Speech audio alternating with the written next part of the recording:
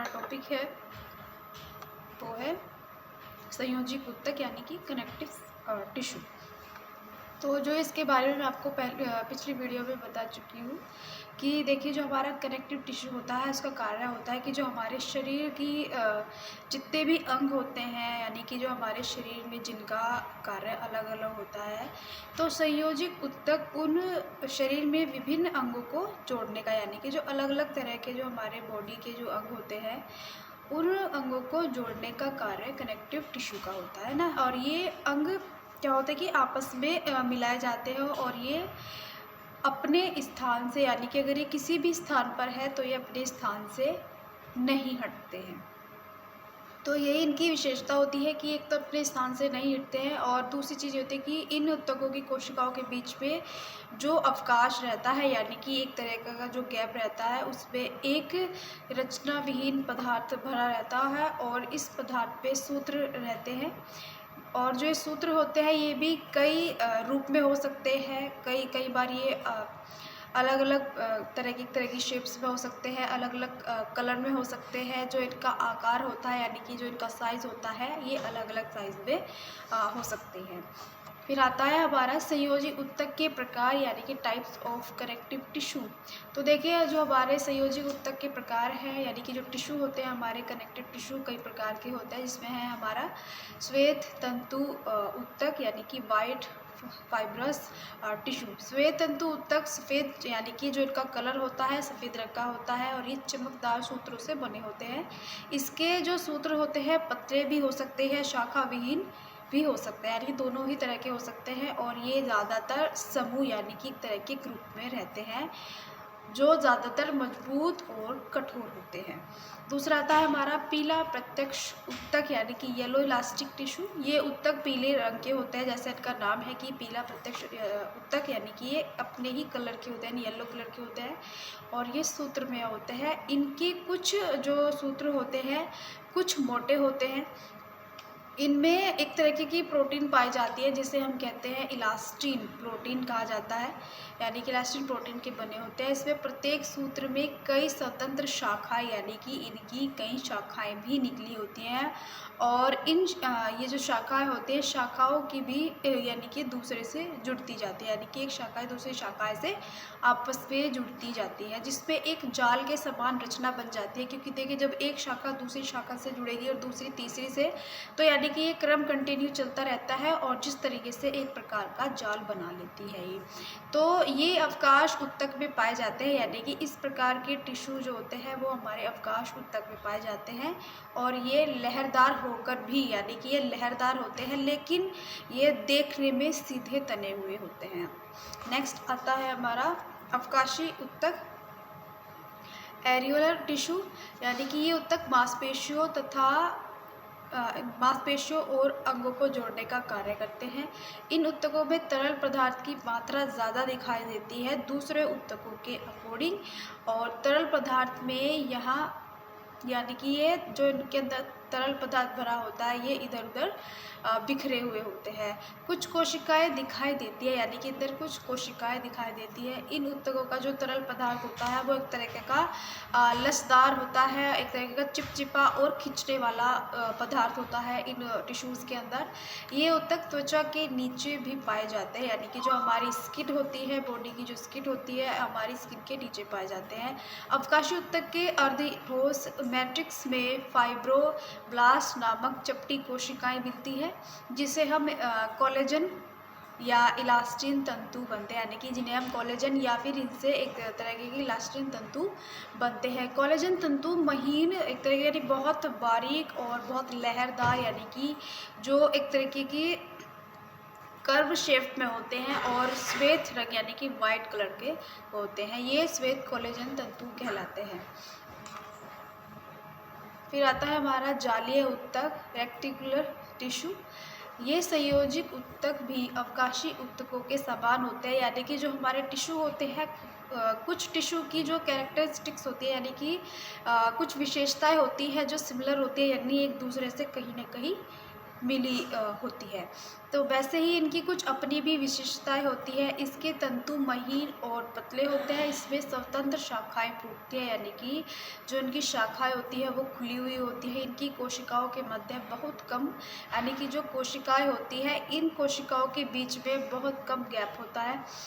और इस खाली गैप पे, यानी कि जो इन कोशिकाओं के बीच में जो खाली स्थान हो जाता है उस पे एक तरीके के लसिका या फिर ऊतक यानी कि तरल भरा होता है, यानी कि एक तरह का लसलसा पदार्थ भरा होता है। इसमें अनेक प्रतिरक्षी पदार्थ पाए जाते हैं जो शरीर को विभिन्न रोगों से बचाते हैं। यानी कि इनमें इस तरीके के पदार्थ पाए जाते हैं कि जो हमारे शरीर को बहुत सारे रोगों से बचाते हैं। क्योंकि देखिए कई बार ऐसा होता है कि बैक्टीरिया से लड़ने के लिए हमारे शरीर में कुछ टिश्यूज़, यानी कि लगभग हमारे शरीर सभी टिश्यूज़ कार्य करते हैं, लेकिन कुछ टिश्यू ऐसे होते हैं हमारे कि जो हमारे शरीर को रोगों से बचाते हैं, यानी कि रोगों से लड़ने की क्षमता प्रदान करते हैं।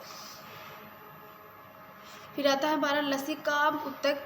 जो हमारा लसीकाम ऊतक होता है ये छोटी गोल आकार की कोशिकाएं होती है, यानी कि सभी को पता है कि जो हमारे टिश्यू होते हैं वे कोशिकाओं के समूह से बने होते हैं। तो ये छोटी गोल आकार की कोशिकाएं होती है जिनका अधिकांश भाग, यानी कि ज़्यादातर जो भाग होता है लसीकाम का वो केंद्रक से भरा रहता है। दूसरा आता है हमारा वसीव्य ऊतक। यह ऊतक शरीर को बाह्याकार प्रदान करते हैं, यानी कि जो हमारे शरीर है शरीर को यानी कि बाहरी रूप से आकार प्रदान करते हैं, प्रदान कर अंगों को सुडौल बनाते हैं, यानी कि एक तरीके से मजबूत बनाते हैं। और जहाँ कहीं शरीर में अस्थियों के बीच में कहीं खाली स्थान रह जाता है या रिक्त स्थान रह जाता है, वहाँ से भरकर उस स्थान को ये समतल बनाते हैं।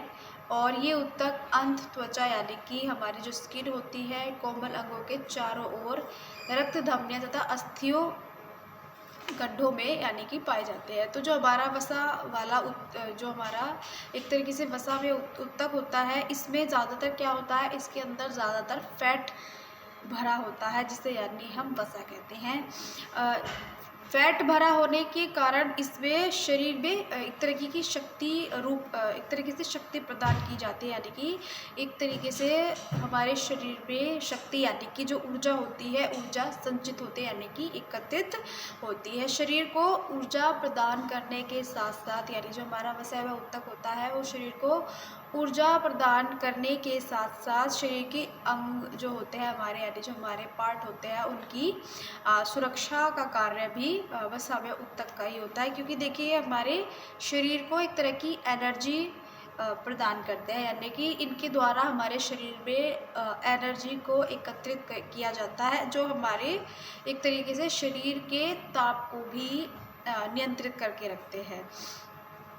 और कहीं ना कहीं हमारे बहुत सारे शरीर के अंग जो होते हैं, हमारे शरीर के अंगों को भी एक स्थान पर बांधने का कार्य वसामय ऊतक का होता है। फिर आता है हमारा कंकाल संयोजी ऊतक। तो कंकाल संयोजी ऊतक सबसे दृढ़ यानी कि सबसे मजबूत ऊतक है, जो कि इसके नाम से पता चलता है, क्योंकि इसमें कशेरुकी तंतुओं में अनेक कंकाल, थोड़ा सा गलत लिखा गया है, तंतुओं में उनके कंकाल के निर्माण में प्रमुख भाग लेता है, जो कि दो प्रकार का होता है। यानी कि जो हमारा कंकाल संयोजी ऊतक होता है वो भी हमारा दो प्रकार का होता है। एक तो होता है हमारा उसमें उपास्थि, दूसरा उसका होता है इसका जो दूसरा पार्ट होता है कंकाल अस्थि।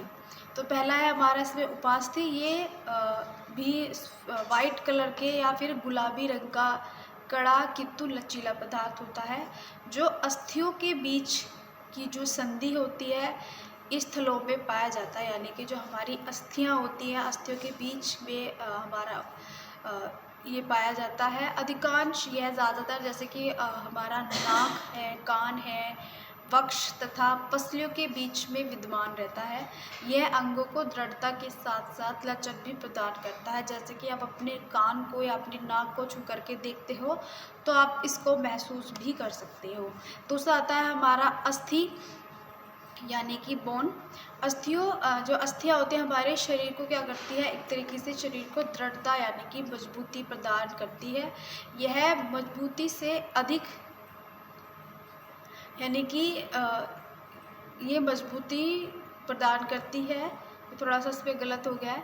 उपास्थि की तरह इनमें लचीलापन नहीं होता, यानी कि जो हमारी उपास्थि होती है उनमें एक तरह की फ्लेक्सिबिलिटी भी होती है, लेकिन जो हमारी अस्थियाँ होती है, अस्थियों में किसी भी प्रकार का लचीलापन नहीं होता है। ये अस्थियों का निर्माण कर शरीर के ढांचे को बनाते हैं, यानी कि जो हमारी बोन्स होते हैं, यानी जो अस्थि होती है हमारे शरीर का निर्माण करती है, एक तरीके के ढांचे का निर्माण करती है। यह उपास्थि का विशिष्ट प्रकार है, यानी कि ये भी एक तरीके का उपास्थि का ही पार्ट होता है, जिसमें कोलेजन तंतु या कैल्शियम से व्याप्त होता है, यानी कि इसके अंदर कोलेजन जो फाइबर होता है और हमारा कैल्शियम से भरपूर होता है। कोलेजन तंतु अस्थि को मजबूत बनाता है, और जबकि खनिज लवण इसे सख्त बनाते हैं, यानी कि एक तरीके से इसको बहुत स्ट्रॉन्ग या बहुत ज़्यादा सख्त बनाते हैं। अस्थि में काफ़ी रक्त वाहिकाएं भी होती हैं। फिर आता है हमारा रक्त ऊतक, यानी कि ब्लड टिश्यू। तो देखिए जो हमारा ब्लड टिश्यू होता है यह संयोजक ऊतक की ही एक किस्म है, जो कि अन्य प्रकार के ऊतकों से भिन्न होता है, यानी कि और अलग ऊतकों से ये अलग होता है। इसमें भी दो प्रकार की कोशिका पाई जाती है, एक होता है हमारा लाल रक्त कण, दूसरा होता है हमारा श्वेत रक्त कण। तो जो हमारा लाल रक्त कण होता है इसको हम लाल रक्त कण क्यों कहते हैं, क्योंकि देखिए इसमें जो हमारा लाल रक्त कण होता है इसमें हमारी हीमोग्लोबिन नामक प्रोटीन होती है, जो हमारे ब्लड को लाल रंग प्रदान करती है, इसलिए अब इसको लाल रक्त कण कहा जाता है। तो जो रक्त होता है गलत लिखा गया है, रक्त कणों में इन कणों की मात्रा सबसे अधिक यानी कि ज़्यादा अर्थात 40% यानी 40% तक पाई जाती है। ये आकार में गोल होते हैं, मध्य में मोटे होते हैं, दोनों ओर उभरे हुए किनारे की यानी दोनों ओर से उभरे हुए किनारे की तरह होते हैं और पतले तथा सिक्के की भांति घूमने रहने वाले होते हैं, यानी कि ये अपनी एक मूवमेंट करते रहते हैं, यानी कि ये घूमते रहते हैं। इनमें पहली चीज़ तो केंद्रक नहीं पाई जाती और ये संपूर्ण शरीर को शक्ति प्रदान करते हैं, गति व स्वास्थ्य प्रदान करते हैं। तो जो हमारा रेड ब्लड कण होते हैं वो हमारे हीमोग्लोबिन प्रोटीन से बने होते हैं, जो एक तरीके का लाल कलर हमारे ब्लड को देते हैं। दूसरा आता है हमारा श्वेत रक्त कण। तो देखिए लाल रक्त कणों की अपेक्षा इनकी संख्या काफ़ी कम रहती है, यानी कि जितने हमारे रेड ब्लड कण होते हैं वो उसके अकॉर्डिंग हमारे वाइट जो ब्लड कण होते हैं वो कम होते हैं, लेकिन इनकी जो एक तरीके से जो इनकी संख्या होती है वो एक तरीके से कह सकते हैं आप कि इसमें जो सामान्यतः प्रत्यय 300 लाख रक्त कणों की अनुपात में एक श्वेत कण पाया जाता है। ये आकार में लाल रक्त कणों से बड़े होते हैं, यानी कि जो इनकी शेप होती है वो ये बड़े होते हैं लाल रक्त कणों के अकॉर्डिंग। इन कोशिकाओं का कोई निश्चित आकार नहीं होता, यानी कि इनकी कोई पर्टिकुलर कोई शेप कोई साइज नहीं होता। उक्त ऊतकों का माध्यम इनमें यानी कि जो इससे अदर जो हमारे इससे कण होते हैं उनमें आधारी जो द्रव्य होता है वो जो कि आकर्षण तथा प्रवहन का मुख्य साधन है।